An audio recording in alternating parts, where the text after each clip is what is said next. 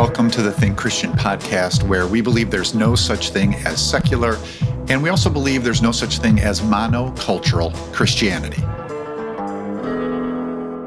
Josh Larsen here. I'm the editor at Think Christian, where I have the opportunity to work with a great group of writers and speakers, including Michelle Reyes. Now, Michelle is a regular guest here on the podcast. She's also the vice president of the Asian American Christian Collaborative and the co-executive director at PAX. In addition, she's the author of a new book, Becoming All Things: How Small Changes Lead to Lasting Connections Across Cultures. I found it to be really helpful in terms of my thinking about multiculturalism and Christianity, the biblical idea of a multicultural Christianity, and how we can work towards that today. So I want to have her on the show and talk about the book, and it occurred to me that the new movie from Disney, the animated adventure Raya and the Last Dragon, is actually steeped in multiculturalism, not only its story, but also in the very way that it was made. Now, Raya came to Disney Plus, I think it was in March, but even then subscribers had to pay an extra $30 to access it. Well, if you held out, now is your time. Just became available to all Disney Plus subscribers. I think it was on June 4. So if you have a subscription, it's right there for you. So first up, Michelle is going to talk to me about her book, and then we'll consider it in light of Disney and dragons. Michelle Reyes is the latest member of the TC podcast team to publish a book, Becoming All Things: How Small Changes Lead to Lasting Connections Across Cultures. Congrats, Michelle, on getting this out there in the world. How have the responses been so far? Has anything surprised you in terms of people's reactions? Yeah, well, thank you. It's been a month since the book has been out into the world, and it's a little strange being in this sort of COVID quarantine time because I'm not doing much in person. So it's all just watching everything unfold on social media and seeing who's sharing about it, Amazon reviews, which it feels so disembodied, but it's been largely positive feedback. I've been very grateful for that. One of the things that I guess that struck me that I didn't anticipate, but I guess it's a good thing, is that even though, I have a lot of positive feedback on Amazon, there is a recurring comment that I've heard from folks that this is the first time they've ever read a book by an Asian American woman before. Interesting. And I just, it kind of struck me like, And it's, I think, a reality or a reminder that a lot of people haven't sat under the teaching of Asian voices. And maybe that also means they don't follow that many Asians on social media, or maybe they don't know many Asian leaders, which is crazy because we have a vice president who is half Asian. Right. It's true. And I think there was a survey conducted by Launch where they asked, do you know any prominent Asian Americans? And I think 42% of the people who answered the survey said no, or I don't know any prominent Asian Americans. And then the next two answers was Jackie Chan and Bruce Lee. And Bruce Lee died like half a century ago, know? So I think there's still a lot more work to do in terms of the Asians are like, we're here, and our voices are here. We're publishing, we're in all of these different fields. And so it's just how to make Asians more visible. But I'm glad that my book is moving in that direction. And so I'm grateful for that. Well, doesn't that speak to this idea of a monoculture that many people are living within, that your book is meant to address, that it's kind of like raising to the forefront that reality right there, those reactions that you've been getting. And as for myself, it gave me a ton to think about in terms of our own cross-cultural engagement, how to go about that, the realities right now of that sort of monoculture that I can find myself in too. Maybe talk a little bit more about the aims of the book, kind of the quick pitch for people who may be hearing about it for the first time of what exactly it is you're kind of hoping to dig into with the book. Yeah, definitely. So the title of my book is Becoming All Things. And I took this from 1 Corinthians 9, verses 19 through 23, where the Apostle Paul, he says a lot, but if I was to whittle it down, he says, to the Jew, I became like a Jew to win the Jews. And he talks about those under the law, and he's talking about Gentiles. To those not under the law, I became like one not under the law to win those not under the law. And he concludes that passage by saying, I became all things to all people. And he does this for the sake of the gospel. And so this was the question that I'm asking in the book is, what does it mean to become all things to all people? And I think if Paul was saying this to us today in 21st century North American context, he would probably say something like, to the African American, I became like an African American to win the African American. To the Latino, I became like a Latino to win the Latino. And so that question of how do we as followers of Jesus learn how to connect across cultures well in ways that, we can make small changes to adapt how we speak, how we act, how we think, really learning another person's worldview, understanding how they live and are embodied in the world, their joys and their struggles, and to bring that to the table as we seek to connect with people. And so I start the book by taking one step back, though, and tracing a theology of culture throughout the Bible to argue that the very first step to being able to connect across cultures well is actually understanding our own cultural identity. If we can't see that we ourselves are cultural image bearers, if we can't see our own cultural identity, how are we going to be able to see, let alone appreciate or celebrate the cultural identity of others? So I start with learning how to lean into and develop our own cultural identities. And then the rest of the book is practical steps to connect with others. And it struck me that you're writing to two audiences by doing that. And we'll get to how this all connects to Raya and the Last Dragon. I definitely want to do that. But here I want to just talk about this idea that there's one audience who could be described as maybe cultural minorities in North America. So in other words, non-white, essentially.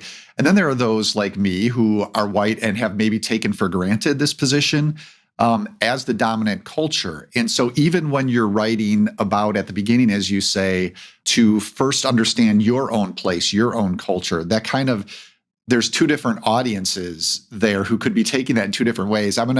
This probably is uncomfortable, but I'm going to read you your own words here to set the context. But this is how you put it. If you don't value your cultural identity, you are not valuing a vital aspect of the image of God within you. If you don't value the cultural identity of another person, you are not valuing the image of God within him or her. So can you talk maybe a little bit about how those might be two distinct calls for Christians? Yeah, definitely. Well, first, let me land the plane a little bit in defining culture, because I know that's a big conversation too, and people define culture different. So when I'm talking about cultural identity, I'm talking about narratives born from our ethnic heritages. For followers of Christ, for people who call themselves Christians, it's important to understand that the Bible has a lot to say about culture and ethnicity. I think sometimes I have conversations with Christians today, and they're like, the Bible doesn't actually say that much about race or culture or ethnicity. And what that really reveals is a lack of spiritual formation and discipleship around these topics. But the Bible actually has a lot to say about culture. We can look all the way from the cultural mandate in Genesis 1:28, in which we see God's plan to fill the earth by spreading people of different languages and ethnicities all around the globe, all the way then to Revelation 7:9, where we see this multi-ethnic, multicultural body of Christ worshiping God around the throne together, which I think is so powerful because it shows that in the new heavens and new earth, cultural identities don't go away, Mm-hmm. And I think it shows that God desired a multicultural body of Christ from the beginning. So all that to say, the Bible affirms God's plan for us to be diverse with unique ethnicities, unique cultural identities and narratives. And all of these cultural aspects of us is how we reflect God's image in the world. So on the one hand, we need to develop and celebrate our cultural identities as an understanding of who God is. And on the other hand, we need to celebrate the image of God in other people. That's at the core of why cultural identities matter. It's not some secular agenda. It's not just because, we're trying to be woke, right? Or have this diversity checklist, but all of us reflect God's image. We need to value these differences instead of trying to diminish them either in ourselves or in others.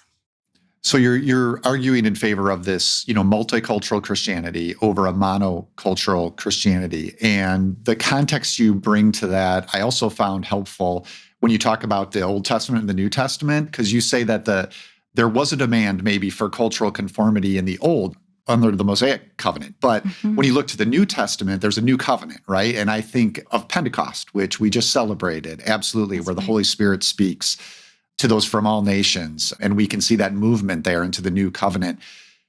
What do you think is lost when we demand a monocultural Christianity? And maybe what might even be damaging about that to our faith?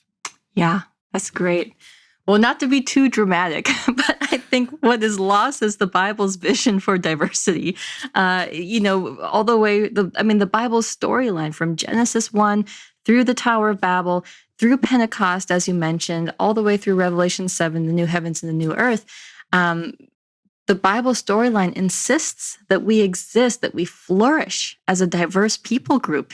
And so if we demand a monocultural Christianity, we lose sight of that vision, and a multicultural Christianity shouldn't be accepted as well. This is just the way it is.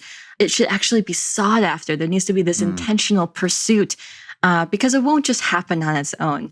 We won't just say, okay, now we believe in Jesus. Now we're going to be this. We're going to have unity and diversity, and it's all going to be great, right? More than that, when we demand a monocultural Christianity, we fail to truly see people. I've had conversations with well-meaning people who I know their heart is in the right place, but they've told me things like, I don't see color, I just see you. Or I don't see your Indianness, I just see American or something like that. And I'm like, I think you were trying to compliment me, but what I actually hear is, I don't see your story. And more importantly, I don't see your pain.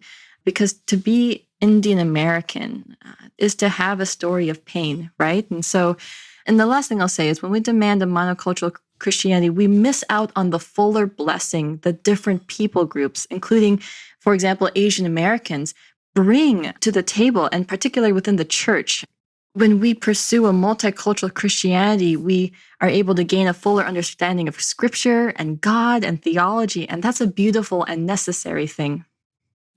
Well, in the book, I should say, it makes that argument. It pushes us to see that vision and move towards it. Again, as you said, not something that's just going to happen, but we have to work towards. And then I like how it moves into sort of a practical handbook for how we can actually do that, which is really helpful. So a lot more we could get into, but hopefully that will have piqued listeners' interest in the book itself. Are there any events? I know you said, obviously, not a lot of things happening live, but any other podcasts you're going to be on to talk about the book that you can point listeners to who might want to hear more about it?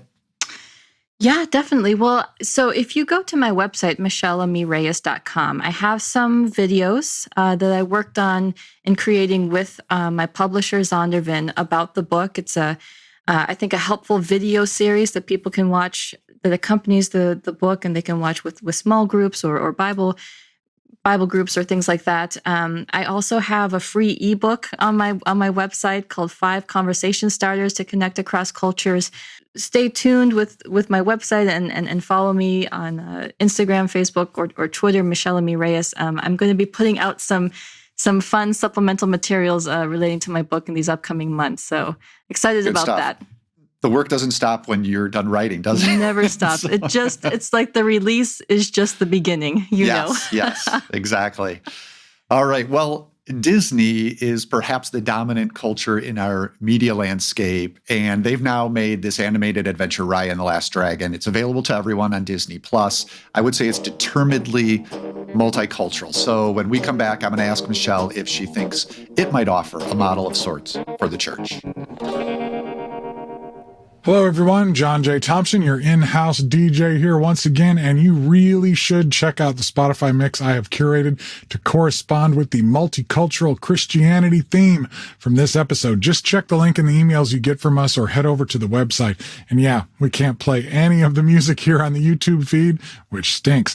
But I have found some great songs out there that deal with this theme and actually reflect it sonically, including I Think Of by the Afro-Celt Sound System and Bamako Echo to Birmingham by Amadou and Miriam, who also do that song with the Blind Boys of Alabama, and many, many more. If you've heard of any great cross-cultural jams I should add, let me know. You can tweet at me at John J. Thompson.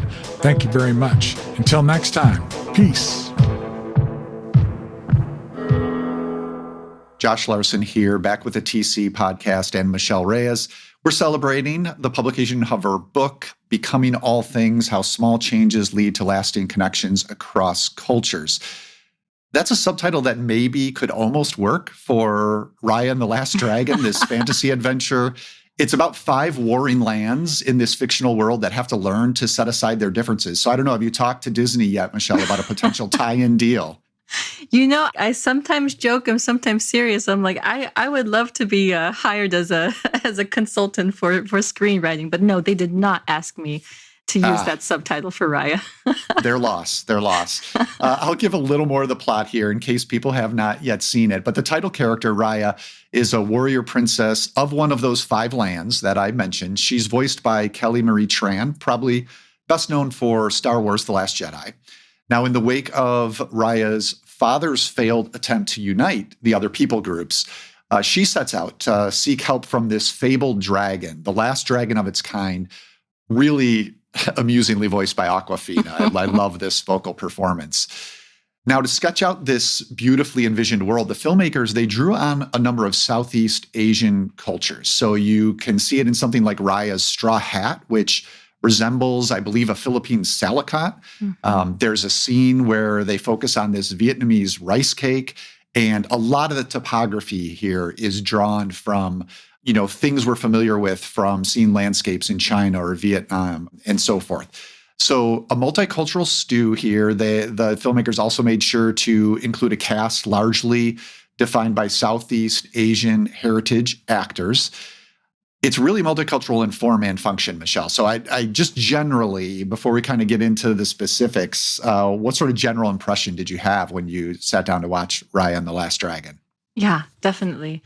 Well, a few thoughts. And the first is that in the midst of this past year and in the midst of anti-Asian racism, the premiere of Raya just came as a breath of fresh air. To have this film that celebrates Asian culture was just really beautiful. And a second aside is that I have a 6-year-old and a 2-year-old, so we have probably watched this movie about 100 times. Okay. And they absolutely love it. But so in terms of multiculturalism, some have argued that Raya is a revolutionary film in its representation of this pan-Asian culture. And as you mentioned, when you really kind of hone in on the different cultural aspects, I mean, you can see elements of culture from Cambodia and Laos and Thailand, the Philippines, Myanmar, Malaysia. There's all these different artifacts and food and clothing and even the geography that's coming together. My kids actually love the dragon names, which, not only includes Sisu, but her siblings, Pengu, Amba, Prani. Mm-hmm. And these are actually all distinctly Indian names. And when we showed it to my mom for the first time, who is Indian, she goes, Prani, Pengu, like, what are these names doing in this movie? I think she was delighted to hear these Indian names. Depla, which is used a few times to refer to, like, it's an endearing term for best friend. It's a Vietnamese word. And you mentioned Filipino culture. There's also those fighting sticks, which is a part of Filipino culture. And so to me, I actually felt like Kumandra, this ancient fictional world, is a representation of Asian countries, right? Asia is incredibly diverse, full of different cultures. And while these cultures do influence each other, and while there are crossings and whatnot, they're not the same. And what I really appreciate about Raya is that it shows differences between people groups drives them apart. That sort of disunity, that lack of trust, is really one of the heartbeats of the movie. And Raya is the glue that moves towards bringing harmony and peace between these different cultures. And so in that sense, I thought it was a beautiful depiction and display of Asian peoples and cultures.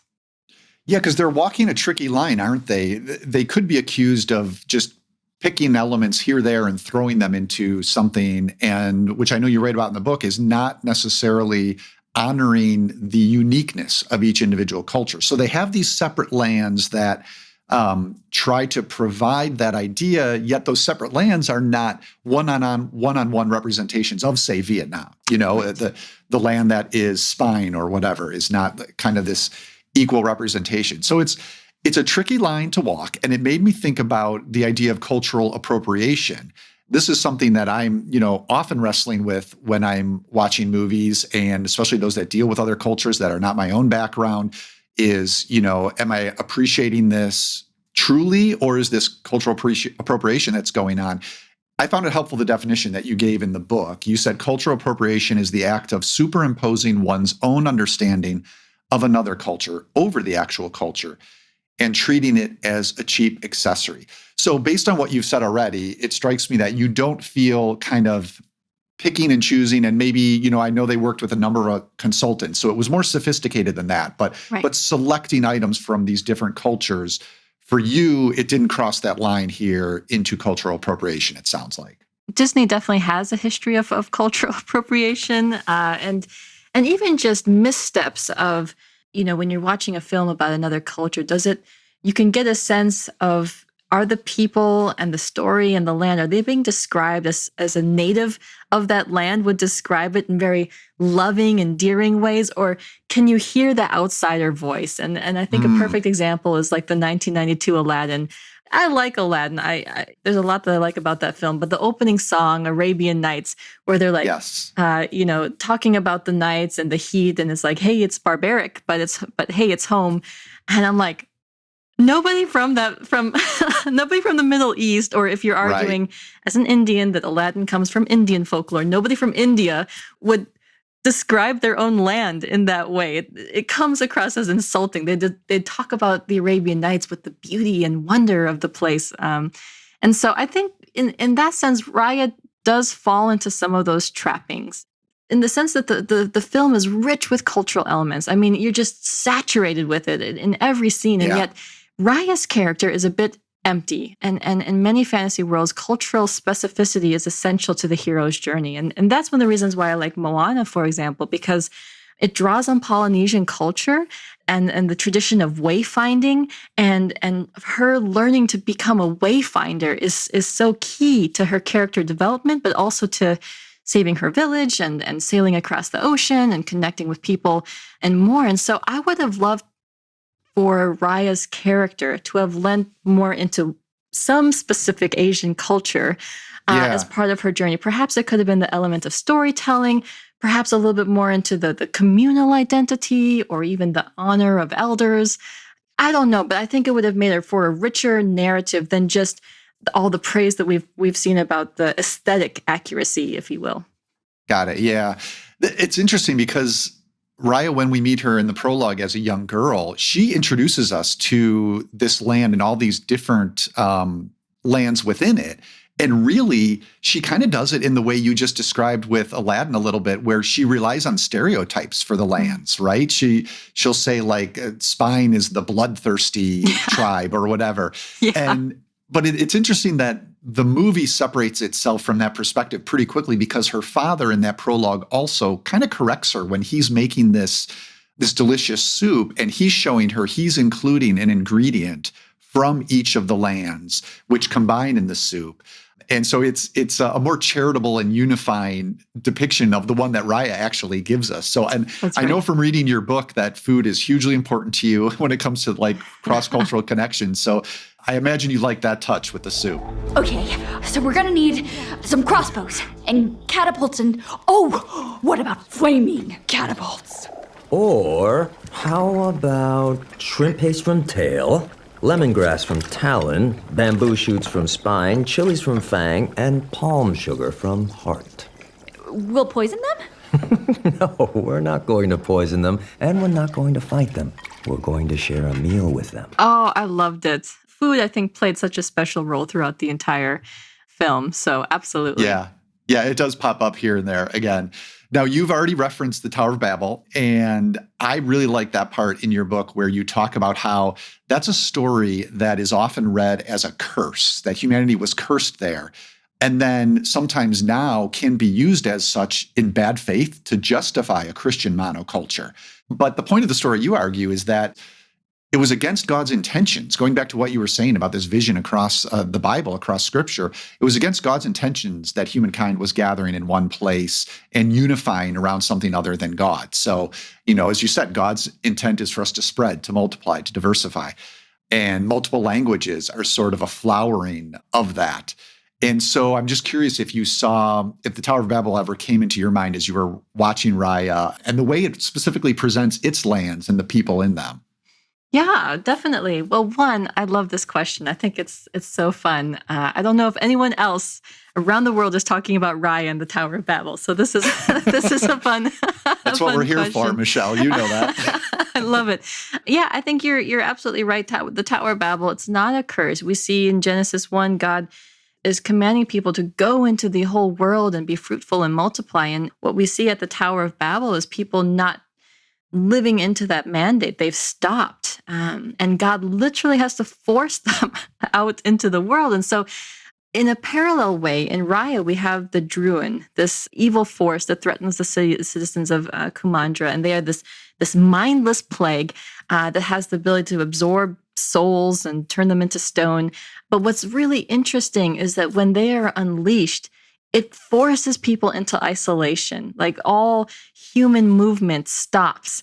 Their new reality is simply just to shelter and stay put. And so I think that leans into one of the themes of the story, which is discord and disunity, and that those two issues, discord and disunity, isolates people.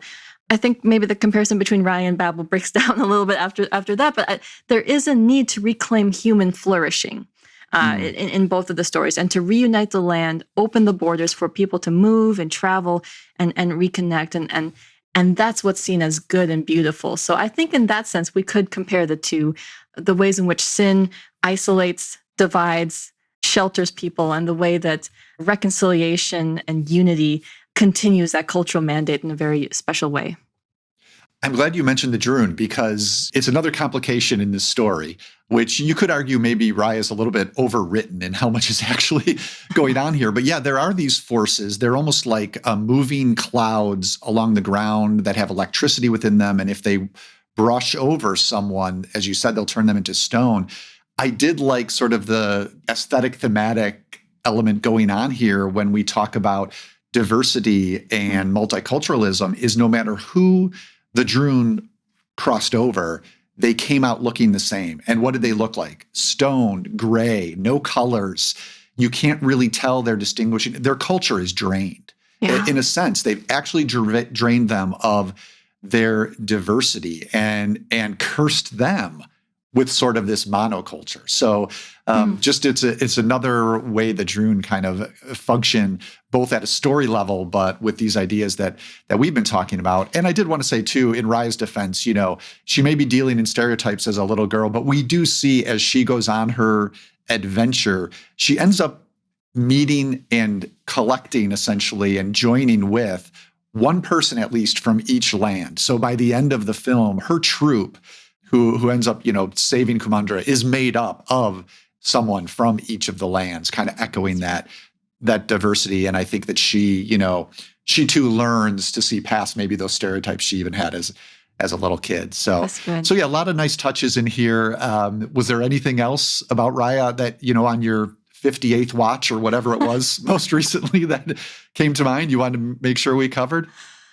So I did say that I would have loved to see Raya lean into more of the communal element. But at the same time, you do see in both, as you just mentioned, Raya with a member of each tribe, as well as even Sisu with her siblings. Saving the world, it does cut against the grain of American individualism and American heroism. I mean, there's flavors of it, right? Because we still have a protagonist, but both of the savings of the world, if you will, is a group is required for that. And so I'll retract it a little bit that there are themes of communal identity and communal efforts that are needed. And that's a really special aspect of this film as well.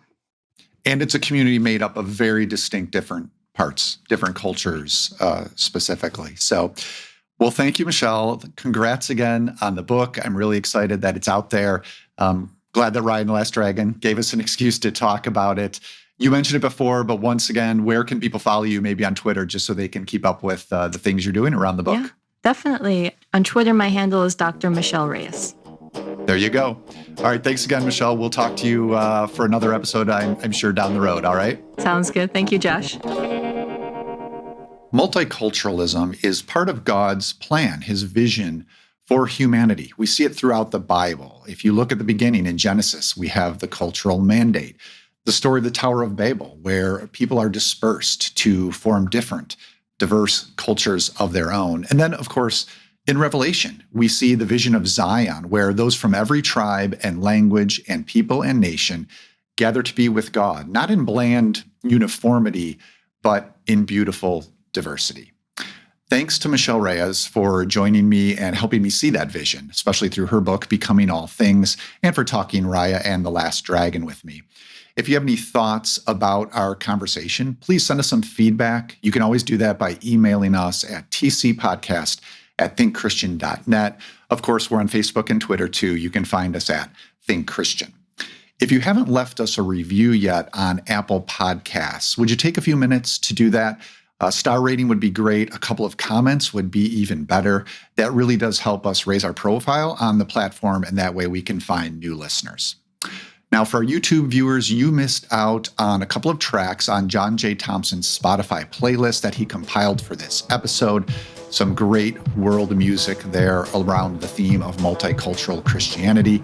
To find that, just search for the Think Christian playlist on Spotify. The Think Christian podcast is a production of Reframe Ministries, a family of programs designed to help you see your whole life reframed by God's gospel story. Visit reframeministries.org for more information.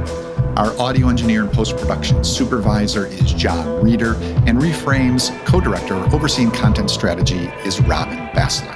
Thank you so much for listening. We'll be back in a couple of weeks to consider how another corner of our pop culture fandom connects with our faith.